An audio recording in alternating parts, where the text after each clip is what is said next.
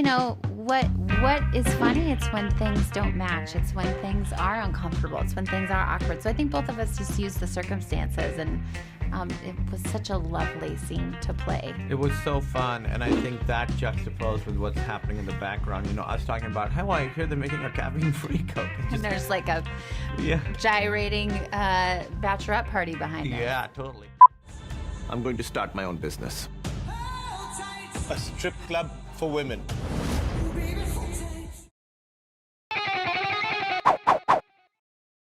Alex Mady, JoBlo.com. Nice to meet both of you. How's it going? It's going great. Is that Spider-Man? So, Yeah. yes, it is. Which one? I don't even recall. It's just an Alex Ross print I got at Comic-Con a few years ago. Yeah. So both of you have done good comedy work in the past. You're both very funny, and this is such a dramatic turn. And Kumail, this is probably the most dramatic thing that you've been in. Did you really kind of channel this more as a serious project without any humor? Because there are funny moments in here. How did you approach the darkness with the humor in this? Well, I think it was the first time I was a little intimidated because I was like, well, I can't use any of the things that I sort of consider in my wheelhouse that are sort of my strengths in this. I've played certain types of characters before, and doing that comes a little bit naturally to me, and this was very different. So I think this was about making sure that the emotional beats worked, and whatever humor there is inherent in it just comes out. So I never really tried to be funny in this, but hopefully through, decades of doing comedy, maybe there's some lightness that comes out. But that was something I never, worried about. You're funny. Thank you. A world of luxury right at your fingertips. Sheer opulence. Sheer opulence. You're hardworking, reliable. I want to promote you to general manager. I'm afraid I cannot accept. That was my dream when I got here. But my goals have changed. I have changed. And there's a scene when both of you first meet in the club, and it's sweet and awkward at the same time, and there's just a chemistry between the characters. Was that hard to play, or did that just come about naturally for you two? I think, thank you, God. It was super hard. It was really hard to play. It was beautifully written on the page, and then both of us. I always think that great comedy is only funny and only great if it's honest. So we don't laugh at things that aren't honest. And so I think both of us use that background of comedy, and the stakes have to be the most high for it to be funny. Right. High stakes. Yes. As honest as possible. And then what is funny? It's when things don't match. It's when things are uncomfortable. It's when things are awkward. So I think both of us just use the circumstances, and it was such a lovely scene to play. It was so fun, and I think that juxtaposed with what's happening in the background. Us talking about how I hear they're making a caffeine-free Coke. And there's like a gyrating bachelorette party behind it. Yeah, totally. And I think we're very lucky, because chemistry is a hard thing to sort of nail down or even talk about, but that every combination on this show, we had instant chemistry. So from the table read, Annaleigh and I, it was like, okay, these two make sense together as a romantic couple. Same with, me and Murray, when we did our first scenes together, it was like, oh, this already works. There's a thing here. And Murray and Andrew have a really beautiful, lovely, that I think was an unexpected treasure of a love story. There's a lot of heartfelt love in this show that I think is going to be unexpected for people, and I think was also a helpful light as we kind of navigated through the dark of the piece. Is this some kind of joke? Not at all. I mean, do you like looking at naked dudes? I have something to tell you, Paul. Women get horny. And Annaleigh, you played in American Crime Story a historical figure, and I mean that's such a high-profile story, and playing that, you have to be a little bit more connected to what was in the news and how people saw that. This story was a big deal when it happened, but it wasn't quite as public as that was. Did you find that there was a different approach to playing the character that people may not be as familiar with? Absolutely. In the case of Paula Jones, not only do we have so much footage of her, but we have what we thought of her in the moment of the event of what I was recreating. And then we also have what we think of her in this current time, because she's been in the news quite a bit over the last like 6 years. She came back. So it was really important in Did that. she have a new album? She had a new album. It's What do you mean she came back? I could do so many jokes about the songs that were on that album. But basically, what was really challenging about playing Paula Jones is that I didn't want to do an impression of this woman that we all had an idea of. And also I wanted to really be careful about being loving about the way that I portrayed her, because she was treated so poorly. She had no agency over her story. I really wanted to respect her and hopefully give people a different view into the way they saw her. In this instance, we only found one photo of her. So what I wanted to do here was make sure I created a character that lived within the circumstances of the true events, but also make sure that she was a woman who was a product of the 70s, the 80s, and the early 90s, who was living under the umbrella of her husband, under the, pressures of the patriarchy, and who really was the woman behind the man, really running the business, really running the show, but, sort of pretending that she wasn't, because she was in a man's world. That's right.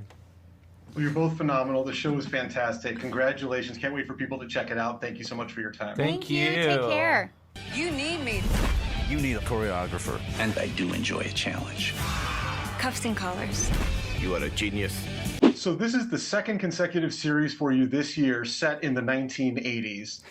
Is playing in that decade, does that change your approach to the character just because of, the outfits and the hair and everything, or does that not factor in for you?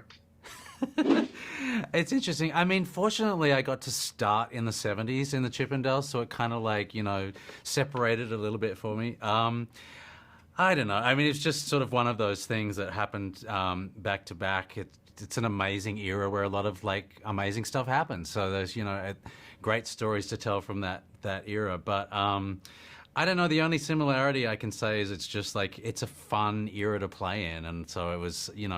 We in both cases we had great hair and makeup and great costume designers who really lent into the playfulness of that era. So yeah, they're both how would you say it? Dynamic characters, but in very different ways, I think. So but certainly super fun to play in that era. Mr. Chippendales himself, Nick Denoya. Chippendales is my creation. I hired him. You and me stick together, or we go to war. It's not a threat. It's a promise. He's gonna walk all over you. And there's a lot of moments in this show where when we see Nick with other people, he's got this air and this charisma, but then when he's alone, there's that darkness and a sadness there. Was that the most challenging part of portraying this character? I mean, I think it's one of the interesting things about playing that character, I think that's often the way with people who are, super gregarious or super sort of social or charismatic in that way, is that they do have a kind of an inner life or a private life that isn't that. And it's a fascinating thing to play with. Just playing with those two sort of, the private face and the public face of a person is so, we all have those, and it's very human. So it's great to be able to play that because it feels very real to the human experience, Absolutely. And I mean, you're very funny in all of your work, but with everything that you've played going back, even, with The White Lotus, it starts out very funny, and then there's all of this really dramatic bend to it. For you, balancing those two, because there are moments in this that are a little bit of humor here and there, but it primarily a dramatic role. Did you feel that you were balancing the comedy and the drama, or were you approaching this as just playing a real person? Yeah, I mean, I'm not a stand-up, and I didn't, sort of set out to be a comic or even really see myself as a comic. So I just this stuff that I've got to work on, that the scripts are great, the very funny scripts, and it's situational sort of comedy, so you just play the truth of that character and the truth of those situations, and the comedy sort of comes out of it, I think. I mean, I love comedy, and so I've watched a lot of comedy, and I have a kind of a love of it, I suppose. So I'm bringing that with me into those scenes, I guess. That I guess there are moments where I will lean into the comedy, but I think for me, that's you know, the comedy comes from playing the truth of the moment and the truth of the character. And this character being based on an actual person, did that change your way of playing this? Like, did you do a lot of look into how he was, or were you playing this just directly off the script as a character? I mean, you know, this whole show and these characters are inspired by the real story and the real characters, but it's, you know, some of the characters are composite characters, and a lot of it is, you know, it's inspired by the real story, but there's imagined sort of moments in the show that we've created. So I definitely was inspired by Nick Denoyer, and there's footage of him, and he's was an amazing person, I think, and an amazing character. So that was really wonderful to have that kind of source material. And also we had a great team of writers who were, you know, taking that source material and being inspired by it to create the characters that we're presenting in our show. So then we were able to sort of merge the two in a way as actors, I think, and you know, create a version of this character that hopefully does justice to the actual person and is respectfully doing justice to the real people. But it gave us some extra freedom to really explore what we imagined their private life might be, for example, and so yeah, it was definitely like a great jumping off point, and then we kind of just ran with it and really kind of lent into the story that we were telling.